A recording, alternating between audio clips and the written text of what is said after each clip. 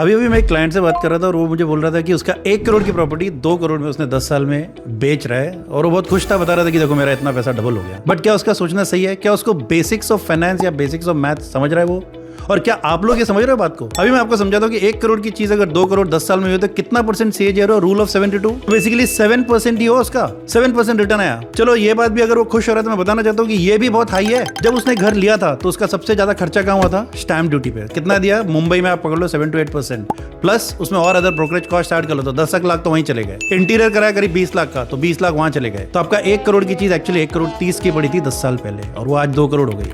आप ये बेसिकली अगर कंप्यूट करोगे तो आपका सीएजीआर बैठता है 5% सिर्फ। समझ रहे हो मैथ्स को?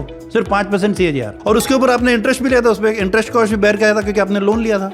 आप वो अगर हटाओगे तो you are literally going to 2-3% just rental yield और ऐड कर सकते हो, but you are nowhere going above 3 to 4% CAGR on a second property. तो क्या इसका मतलब प्रॉपर्टी में आपको नहीं लेना चाहिए? खुद की प्रॉपर्टी लीजिए ना, मैं खुद की प्रॉपर्टी के लिए मना नहीं कर रहा हूँ, मगर सेकंड प्रॉपर्टी आप ले रहे हो तो आपको ये बेसिक मैथ समझना बहुत जरूरी है। अगर यही चीज आप म्यूचुअल फंड में किसी चीज 13% पे करते तो ये हर 5 साल में डबल होती, 1 करोड़ के 2 और इस 10 साल में 4 करोड़ हो जाते आपके। एक एक्सपीरियंस एडवाइजर से जुड़िए, आपकी लाइफ में बहुत फर्क पड़ेगा।